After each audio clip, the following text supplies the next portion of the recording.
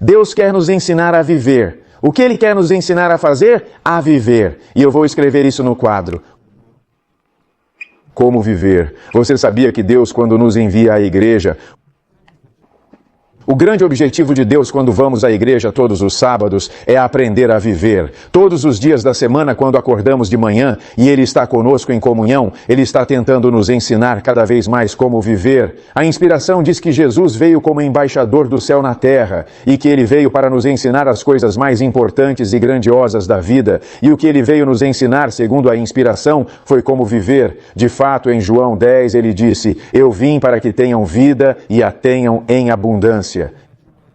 Então Deus está tentando nos ensinar isso repetidamente. Você espera que, ao acordar de manhã, você simplesmente caminhe e caia naturalmente? Você espera fazer isso? Você espera passar o dia inteiro sem cair? Como é possível que no mundo natural caminhar sem cair seja natural, mas no mundo espiritual achemos que temos que cair repetidamente todos os dias e chamemos isso de natural? Bem, qual é o problema? Nós nunca aprendemos a andar. Então, o que Deus está tentando nos ensinar quando vamos à igreja? Porque antes que Jesus possa deixar o lugar santíssimo do santuário celestial, Ele precisa levar alguém a um lugar de onde jamais cairá novamente. Nunca pense que Deus não está presente. Você nunca está sozinho. Jesus está com você. Ele não nos deixará nem nos abandonará. E quando parecer que não conseguimos ir além, saiba que Deus o carregará em seus ombros. Amém. Ele não permitirá que você perca. Ele não permitirá que você fracasse. Não se desanime na vida. Quando as dificuldades surgirem, saiba que essa é a oportunidade para Deus se aproximar ainda mais de você. Aquele que está mais perto de você quando as coisas ficam mais difíceis. Agora, sabe de uma coisa? O diabo vai tentar te atacar. Ele vai reunir todos os seus demônios e pular em cima de você. Mas você sabe que Jesus pode nos salvar. Diz que as verdades da sua palavra perdem sua vivacidade e importância quando, em nossas próprias mentes, há um passo em direção a Cristo. Privilégio da oração. Todo ministério de oração precisa ler este capítulo. Privilégio da oração. Diz que nossos corações deixam de ser iluminados e despertados por sua influência santificada. E declinamos espiritualmente quando permanecemos sozinhos e não nos associamos a outros. Começamos a decair espiritualmente. Em nossa comunidade cristã, o que mais perdemos? A falta de compaixão. Quando não nos importamos uns com os outros, perdemos muito. Diz que aquele que se isola não está cumprindo a posição que Deus lhe designou. Agora, você consegue imaginar ser um adventista do sétimo dia e não estar mais preparado para a segunda vinda de Jesus do que o próprio Satanás? Isso é algo sério. Quero lhe fazer uma pergunta. Quão preparado está Satanás? No mínimo, não existe sequer um elemento, uma célula em Satanás que esteja sendo preparada. E nos dizem que muitos adventistas são como o próprio diabo.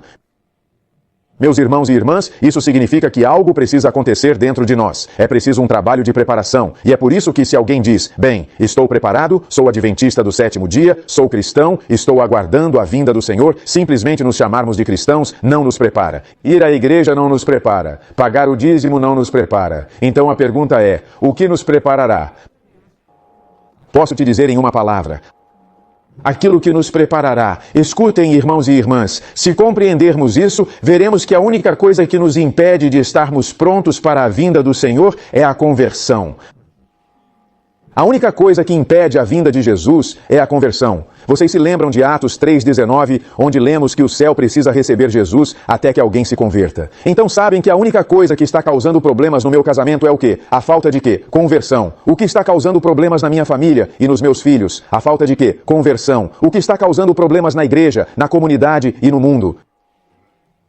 Então, em uma palavra, do que precisamos? Conversão. Então, o que você e eu devemos estudar agora? Conversão. Conversão. Como me converto? Diz para repetir com mais frequência. Bem, você já falou sobre isso antes. Repita.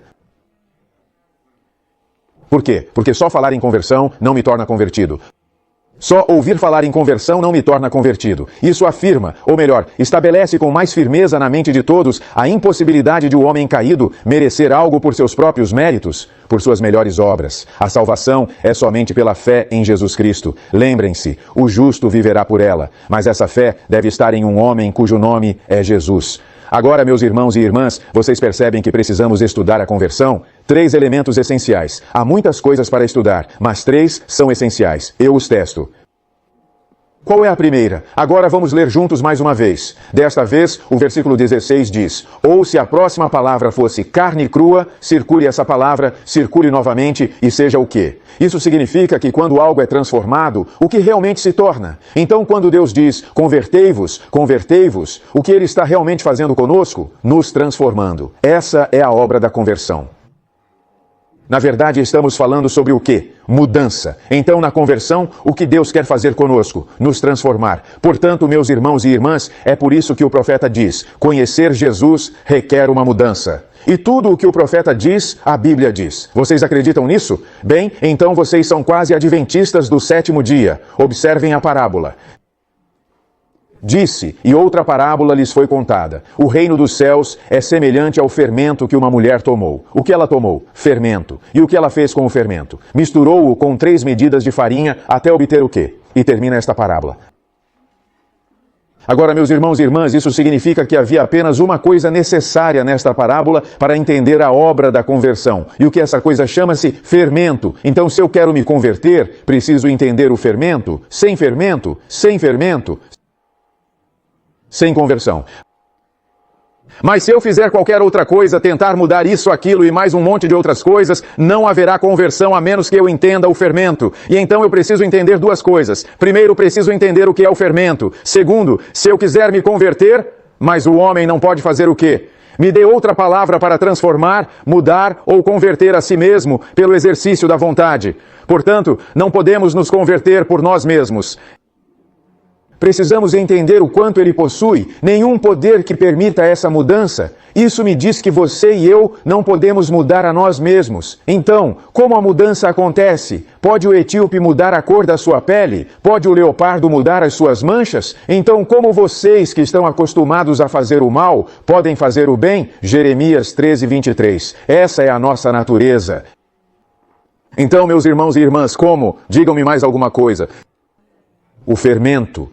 Quando ele quis nos explicar como, disse, o fermento. Algo como o quê? Sagrado onde? De fora deve ser colocado onde? Na farinha quando? Antes que a mudança desejada possa ocorrer. Portanto, se um homem nunca receber fermento, ele não poderá ser transformado. Então, todo o processo de conversão depende de eu saber o que é fermento e como introduzi-lo neste coração. Porque nada mais que eu faça jamais trará conversão. Essa é a parábola de Jesus. Faz sentido? Então, o que você quer saber? O que é fermento? Porque e se eu usar o ingrediente errado? Isso me diz o que é fermento, mas não é suficiente. Por que não? O fermento sobre a mesa não tem qualquer efeito sobre a farinha. Deve estar aqui. Agora lembre-se, a Bíblia diz a tua palavra. Tenho. Agora lembre-se, o fermento precisa estar escondido na farinha. Escondi a tua palavra no meu coração, para que eu não pecar contra ti.